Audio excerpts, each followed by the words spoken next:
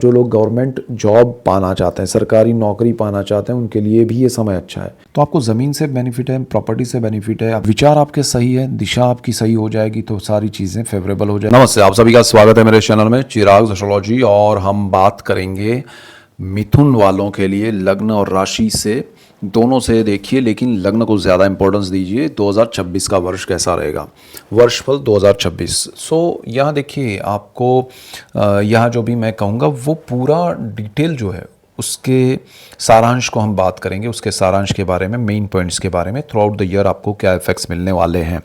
तो उसके अकॉर्डिंग आप लाइफ में प्लान कर सकते हैं ये पूरा साल कैसा रहेगा। बहुत सारी चीज़ें हैं यहाँ पर आपका। जो अगर ट्रांजिट्स की पहले बात करें तो देखिए गुरु जो है वो अभी मिथुन में आपकी राशि में आपके लग्न भाव में चल रहे हैं। 2 जून को वो ट्रांजिट करेंगे और वहाँ से जाएंगे वो कर्क में, और 31 अक्टूबर को वो ट्रांजिट करेंगे लियो में, सिंह में। तो गुरु आपकी राशि में, आपके लग्न भाव में, फर्स्ट हाउस में, फिर सेकेंड में, फिर थर्ड हाउस में जाएंगे। थ्रू आउट द ईयर ये उनका पोजीशन रहेगा। उसके अलावा हाँ, वो जब भी ट्रांजिट करेंगे उसका हम अलग से वीडियो भी देखेंगे, लेकिन ओवरऑल टोटालिटी में आपको क्या इफेक्ट्स होने वाले हैं थ्रू आउट द ईयर, दूसरे ग्रहों के भी ट्रांजिट मिला के उसका हम बात करने वाले हैं। एवरी जो कुंडली के 12 स्थान है उस स्थान को लेके हम बात करेंगे, डिटेल में करेंगे। So don't worry. यहाँ पर शनि जो है थ्रू आउट द ईयर वहीं पर रहेंगे आपके कुंडली में, और वो बहुत अच्छी स्थिति है, वो मीन में ही है। और आपके लिए राहु जो है वो 11 नंबर जहाँ आपकी कुंडली में लिखा है वहाँ पर रहेंगे। तो केतु बिल्कुल उनके सामने रहेंगे आपके 5 नंबर जहाँ लिखा है आपकी कुंडली में। तो राहु और केतु का एक ट्रांजिट है, वो वर्ष के अंत में 5 दिसंबर को है 2026 में, और वो जाएंगे 10 नंबर जहाँ लिखा है आपकी कुंडली में वहाँ पर, और केतु जाएंगे आपके 4 नंबर जहाँ लिखा है सेकेंड हाउस में, वहाँ जाएंगे। राहु अष्टम भाव में आएंगे 5 दिसंबर को।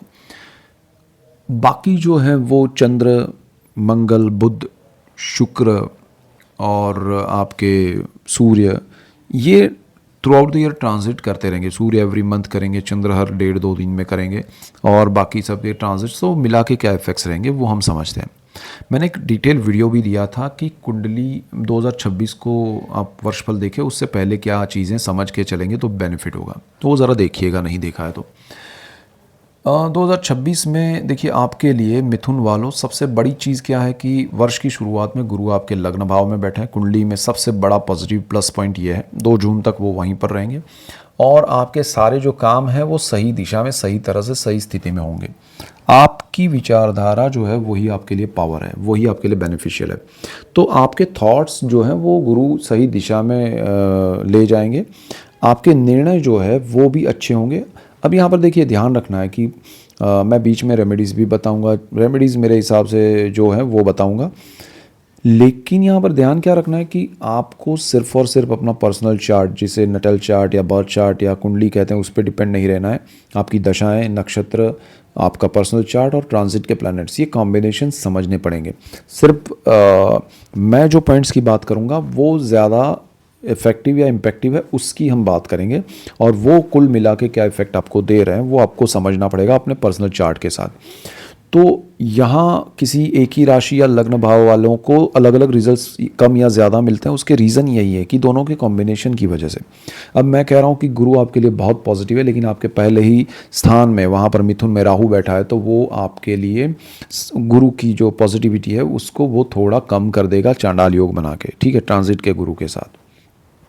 ऐसे बहुत सारे कॉम्बिनेशंस होते हैं, सो डरना नहीं है। लेकिन अभी हम गुरु की बात करें तो पॉजिटिविटी स्ट्रांग है, आपके निर्णय सही रहेंगे, सही दिशा में रहेंगे, और आपको गुरु की दृष्टि के हिसाब से भी मैं कहता जाऊंगा, लेकिन आपके निर्णय को आप जो भी करेंगे उससे लाभ होगा, और आपके जीवन में एक समृद्धि बढ़ेगी, सही दिशा बढ़ेगी, और आपको उससे लाभ होगा। जिनकी ऐसा कोई बिजनेस है कि दूसरों को कंसल्टेशन देना या किसी को कोचिंग देना गुरु के रूप में पढ़ाना, तो वो उन लोगों के लिए ये समय बहुत अच्छा है। 2 जून तक उनको प्रोग्रेस हो सकता है, उनको इंक्रीमेंट, प्रमोशन मिल सकता है, प्रोफेशनली वो स्ट्रॉन्ग पोजीशन पे आ सकते हैं, हायर पोजीशन पे आ सकते हैं, because of Jupiter in first house, because of your thoughts, ठीक है।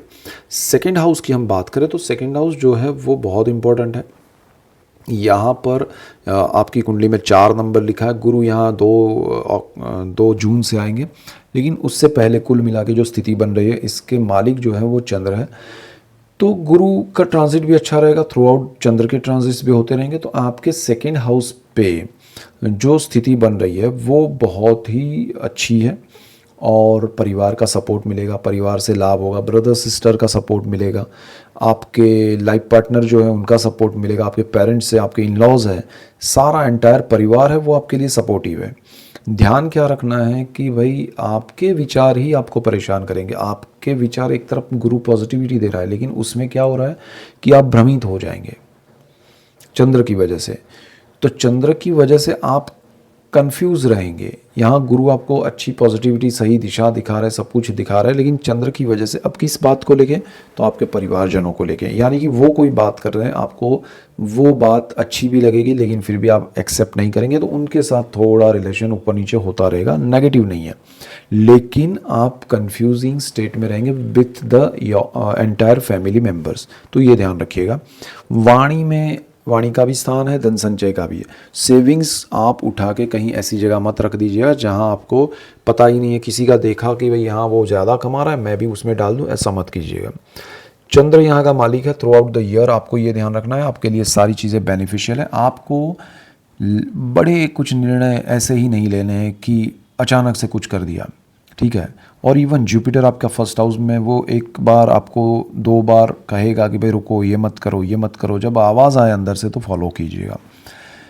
आपकी वाणी जो है वो यहाँ पर अच्छी है, कोई प्रॉब्लम नहीं है, लेकिन because of your over thinking आप उसमें फिर थोड़ा डाउनफॉल देखेंगे आपके लिए लोगों के रिएक्शंस में।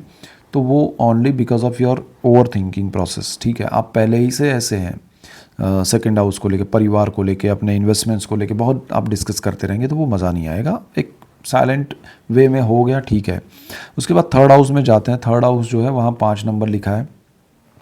इवन यहाँ सेकेंड हाउस में आपका जुपिटर जब ट्रांजिट करके आएगा 2 जून को, तो फिर और ज़्यादा वो स्ट्रॉन्ग पॉजिटिविटी देगा।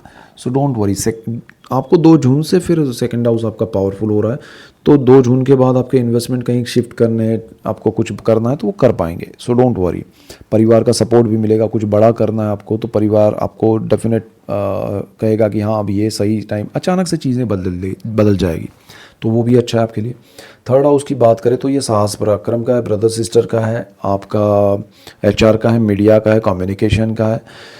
आपको यहाँ पर इस स्थान का मालिक जो है वो सूर्य है, पावरफुल स्थिति में रखेगा, लेकिन कुछ साहस आप कर नहीं पाएंगे। कुछ साहस में आपको लगेगा कि मैं इसमें थोड़ा पीछे रहूं। क्यों?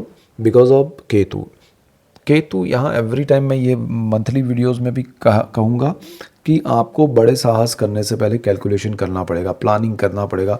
लगता है कि ये सही है तो ही देखिए, 2 लोग साहस करेंगे, एक आप करेंगे, एक कोई और करता है जिसका आपका लग्न या राशि मिथुन नहीं है, या उसका ऐसा राशि है कि उसके लिए फेवरेबल, तो वो करेगा, उसका केतु वहाँ पर है, उसके लिए अच्छा है, ठीक है। लेकिन ट्रांजिट का केतु और कॉम्बिनेशन आपके लिए सही नहीं है, तो आपको ध्यान रखना पड़ेगा। राहु की भी यहाँ दृष्टि है, तो आपको बहुत सोच समझ के प्लान करना है कि भाई बड़े साहस में मुझे बड़े इन्वेस्टमेंट तो नहीं करने हैं, मेरा जो सेटअप है वो ख़त्म करके मैं कुछ नहीं कर रहा हूँ, वो ज़रा ध्यान रखिएगा। भाई बहन के साथ रिलेशन बॉन्डिंग थोड़े बिकॉज ऑफ सेकेंड हाउस आपके लिए अच्छे रहेंगे, लेकिन थर्ड हाउस की वजह से कुछ चीज़ों में डिस्प्यूट्स भी होंगे, यानी कि 100% उनके साथ मैच नहीं करेगा, लेकिन कुछ चीज़ों में बहुत एक्सट्रीम अच्छा रहेगा, कुछ चीज़ों में एक्सट्रीम आप दोनों के विचार अलग रहेंगे। सी सेकेंड एंड थर्ड हाउस में ये फ़र्क है। तो आप सोचेंगे अरे अच्छा भी हो रहा है, नहीं भी हो रहा है, अच्छा यहाँ से हो रहा है, नहीं हो रहा वो यहाँ से हो रहा है, थर्ड हाउस से। उनके साथ मिलकर कोई बड़े प्रोजेक्ट्स नहीं करने हैं, बड़ा इन्वेस्टमेंट नहीं करना है, उनको कोई आपको नहीं करवाना है इन्वेस्टमेंट, पार्टनरशिप नहीं करनी चाहिए नई इनके साथ, ब्रदर सिस्टर के साथ। जो लोग मीडिया में है, एचआर में है, कम्युनिकेशन में है, उनका थोड़ा दायरा सीमित हो चुका है, वो समझ में नहीं आ रहा है उनको करना क्या है, तो वो सारी चीज़ें भी समझ के चलनी चाहिए। इसके बाद 4th हाउस में जाए तो आपको यहाँ पर देखिए, ये थर्ड हाउस जो है ना, उसमें आपको थोड़ा ध्यान 31 अक्टूबर के बाद रखना पड़ेगा, जब गुरु आएंगे सिंह में। उसका हम अलग से वीडियो उस टाइम पे देखेंगे, लेकिन वो समझना पड़ेगा। 1 महीने का टाइम है, बिकॉज़ वहाँ से केतु हट जाएगा 5 दिसंबर को। तो वर्ष के अंत में ये दोनों ट्रांजिट कर रहे हैं, तो वो भी हम उस टाइम पे समझेंगे, लेकिन अभी से थोड़ा ये ध्यान रखेंगे, माइंड में रखेंगे। 4th हाउस जो है वो कन्या राशि आपका चतुर्थ भाव है, यहाँ पर बुध उसका मालिक है और कुंडली का भी आपका मालिक बुध है। विचार आपके सही है, दिशा आपकी सही हो जाएगी तो सारी चीज़ें फेवरेबल हो जाएगी, सुख की अनुभूति होगी। आप ज़मीन लेना चाहते हैं ले पाएंगे, मकान लेना चाहते हैं ले पाएंगे, लेकिन पुराना प्रॉपर्टी मिलेगा ज़्यादातर आपको। यहाँ पर क्या है कि शनि की जो दृष्टि है वो आपको बहुत सारी चीज़ों में रीथिंक करने के लिए कहेगी, प्रैक्टिकल वे में जाने के लिए कहेगी, और जितना प्रैक्टिकल रहेंगे, रियलिटी में रहेंगे, उतना सुख आपको ज़्यादा मिलेगा। तो आपको ज़मीन से बेनिफिट है, प्रॉपर्टी से बेनिफिट है, आप कार ले सकते हैं, तो सारी चीज़ों में आपको लाभ है, लेकिन आपको आपके बजट के हिसाब से, रियलिटी के हिसाब से चलना होगा, लाभ होगा। मदर के लिए अच्छा है, माता के हेल्थ के लिए अच्छा है। सो ओवरऑल सिचुएशन आपके लिए सुख की अनुभूति की है। सो डोंट वरी, मैनेजमेंट में जो लोग हैं उनके लिए अच्छा है। आपके मदर के नाम पे आप कुछ बिजनेस करना चाहते हैं, कर सकते हैं, तो ये सारी चीज़ें आपके लिए अच्छी हैं। पंचम भाव जो है वो संतान का है, प्रेम का है, विद्या का है, स्टॉक मार्केट का है। और यहाँ पर देखिए आपके लिए बहुत इंपॉर्टेंट सिचुएशन क्रिएट हो रही है, क्योंकि ये जो स्थान है यहाँ आपके लिए कोई बड़ा ऐसा कोई बदलाव करने की मत सोचिए, लेकिन हाँ आपके लिए पॉजिटिविटी ये रहेगी कि गुरु की यहाँ पर दृष्टि है। गुरु की इस दृष्टि की वजह से आप लाभ पाएंगे। आपके संतान प्राप्ति के योग बन रहे हैं, आपके संतानों के लिए अच्छे योग बन रहे हैं कि भाई उनकी पढ़ाई है तो अच्छी होगी, उनका बिजनेस या जॉब है तो अच्छा होगा, उनको विदेश जाना है तो अच्छा होगा, सारी चीज़ें बेनिफिशियल हो रही है। उनको बहुत सपोर्ट मिलेगा, लेकिन आपके निर्णय आपको बार बार बदलने नहीं पड़े बिकॉज ऑफ सेकंड हाउस। कुछ चीज़ें होती है ना कि आप करना तो चाहते हैं, आपको लग भी रहा है सही है, लेकिन कुछ परिस्थितियां ऐसी होती है कि आप निर्णय नहीं ले पाते हैं। आपको मालूम है कि ये अच्छा हो रहा है लेकिन नहीं कर पाते हैं, तो वो सेकंड हाउस और ये कॉम्बिनेशन जो थर्ड हाउस में केतु का है वो है, आपको साहस करने से रोकेगा।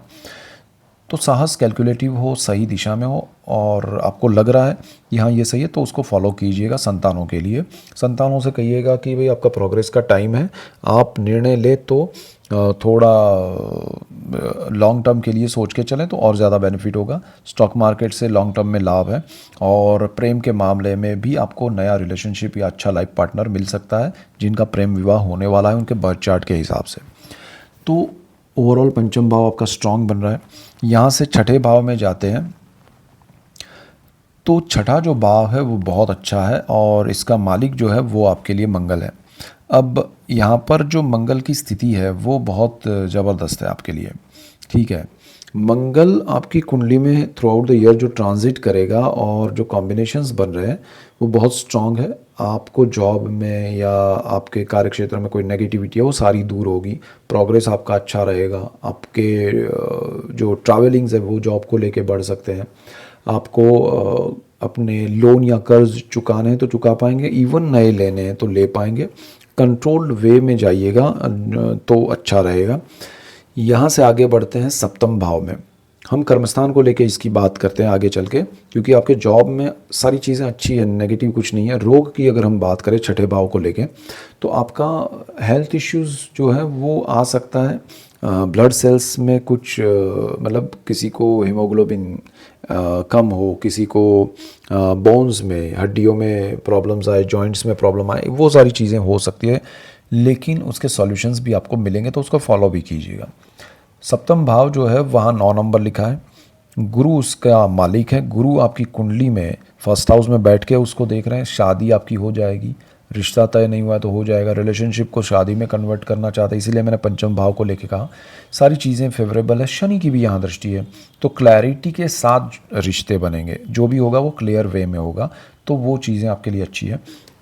नया पार्टनरशिप में बिजनेस करना चाहते हैं कर सकते हैं, नई जीवन में लाइफ पार्टनर के साथ शुरुआत करना चाहते हैं कर सकते हैं। सो आपकी पार्टनरशिप पुरानी है तो उसमें भी अच्छा है, so don't worry. 7th house is very good. अष्टम भाव की करें बात तो यहाँ पर 10 नंबर आपकी कुंडली का शनि इसका मालिक भी है और कर्मस्थान में बैठा है। आपके लिए ये पितरों का स्थान है, पैतृक संपत्ति का है, अकल्ट का है। यहाँ आपको डिस्प्यूट्स देखने मिलेंगे, अगर आपको पता नहीं है तो सामने आएंगे। यहाँ देखने से क्या है, डरना नहीं है। चीज़ें आपको पता ही नहीं है कि किसी ने यहाँ पर डिस्प्यूट्स क्रिएट की है, वो सामने आएगा। और किसने की है, बात कोई कर रहा है कि ये ऐसा है वो वैसा है, लेकिन हकीकत में वो खुद ही ऐसा हो तो वो भी सामने आएगा। तो अल्टीमेटली सॉल्यूशंस की ओर जाने का रास्ता खुलेगा। आपको क्लैरिटी होगी कि भाई मैं जिस चीज़ को बहुत क्लियर समझ रहा हूँ कि यहाँ तो कुछ प्रॉब्लम ही नहीं है, वहाँ बहुत सारे प्रॉब्लम्स है, वो नज़र में आएंगे, आपको शॉक लगेगा। लेकिन उस झटके को आपको समझना है कि भाई ये सॉल्यूशन के लिए आया है, तो करना है आपको। पैतृक संपत्ति में क्लैरिटी के साथ फिर लाभ होगा, आपको अकल्ट से लाभ होगा, तंत्र मंत्र यंत्र वाले आपके पास बहुत आएंगे, लेकिन उसमें उलझिएगा मत। आपको लाभ जो मिला ठीक है अपने आप, आपको उसके पीछे भागना नहीं चाहिए। गुप्त रोग हैं वो आपको थोड़ा ध्यान देना चाहिए। अचानक से आपको कोई बड़ी बीमारी या कुछ ऐसा या कुछ भी आपको इंडिकेशन मिले तो तुरंत ओपिनियन लेके सॉल्यूशन करवाए, उसकी ओर जाए तो लाभ होगा। और आपको यहाँ पे पैतृक कर्म करना है तो भी आप कर पाएंगे, और उसमें आपको ये वर्ष बहुत सपोर्टिव रहेगा, पितरों के आशीर्वाद मिल सकते हैं। भाग्य स्थान में जाए तो वहाँ पर आपके राहु महाराज बैठे हैं। राहु यहाँ पर वैसे अच्छे हैं, लेकिन आपको भाग्य से जो मिल रहा है, अब किसी को भाग्य से अब सोचा ही नहीं है आपने कि मुझे कुछ मिलेगा, अचानक से आपको कुछ सर्टन एक्स अमाउंट मिल जाता है तो अब आप सोचने लगते हैं अरे एक्स के साथ डबल कुछ और भी बेनिफिट हो जाता तो वो मत सोचिए। जो आपको मिला है वो भाग्य से मिला है, और ज़्यादा की सोच में जो मिला है उसका आनंद मत गवाइएगा। और राहु आपको यहाँ बहुत पॉजिटिव वे में ले जाएगा। स्पिरिचुअलिटी को बढ़ानी पड़ेगी, यहाँ स्पिरिचुअलिटी थोड़ी कम हो जाएगी, आपका जो अब तक चल रहा था वो कम ना हो जाए, वो ज़रा ध्यान रखिएगा, ये सबसे बड़ी रेमेडी है। कर्मस्थान की अगर हम बात करें तो शनि महाराज यहाँ बैठे हैं। शनि ये जो है वो बहुत इम्पोर्टेंट है। शनि यहाँ पर बैठ के गुरु की दृष्टि में आपके कार्य क्षेत्र को बहुत स्ट्रॉन्ग, पॉजिटिव, पावरफुल बना रहा है। आपके लिए कंफर्ट जोन क्रिएट होगा आपके कार्य क्षेत्र में। जॉब या बिजनेस कर रहे हैं, लाभ ही लाभ है। आप बहुत अपने आप को सही दिशा में पाएंगे। तो समय आपके लिए गोल्डन पीरियड है। आपके जीवन में यहाँ पर एक ऐसा बदलाव आएगा जो आप काफ़ी समय से चाहते थे, लेकिन वो धीरे धीरे हो रहा है, तो उसकी थोड़ी घुटन भी होगी। यहाँ पर आपको लगेगा कि हो क्यों नहीं रहा है, लेकिन होगा, फिर लॉन्ग टर्म के लिए अच्छा होगा। दूसरी चीज़ ये है कि आप बहुत कुछ अपना बड़ा बिजनेस करना चाहते हैं, कुछ बड़ा कुछ उसमें इन्वेस्टमेंट करना चाहते हैं, तो ये कर पाएंगे। लेकिन केतु थर्ड हाउस में बैठा है, उसका ध्यान रख के चलिए। और बाकी सब कॉम्बिनेशंस जो है तो यहाँ पर आपको थोड़ा शनि गुरु के कॉम्बिनेशन के हिसाब से समझना है कि भाई केंद्र योग में है शनि गुरु। आपको यहाँ पर किसी भी रूप में ऐसा कोई भी चीज़ नहीं करना है जिसमें आपका अनुभव ना हो, जिसमें आपका कोई एक्सपीरियंस ही ना हो। किसी को देखकर आप इन्वेस्ट कर रहे हैं या किसी के भरोसे पे कि भाई लो ये आप मेरी ओर से भी इन्वेस्ट करो, जो होगा देखा जाएगा। डोंट डू दैट, सीधा सीधा लॉस होगा।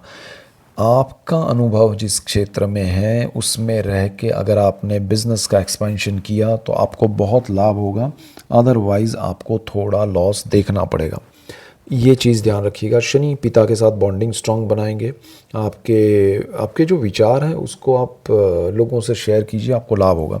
लोग आपको सराहेंगे, आपके विचारों से प्रभावित भी होंगे। और कार्यक्षेत्र में जो लोग कंसल्टिंग दे रहे हैं, किसी आप ऐसी कंपनी शुरू कर रही है, आपकी कंपनी ऐसी है जिसमें आप दूसरों को उसके लिए राय देते हैं, तो वो चीज़ आपके लिए ये समय में गोल्डन पीरियड बन सकती है 2026 में। तो 2026 आपके लिए प्रोफेशनली बहुत स्ट्रॉन्ग पॉजिटिव है।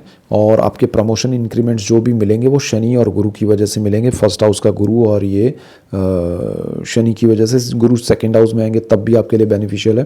तो ओवरऑल प्रोग्रेस आपका बढ़ता जाएगा through out the year career wise.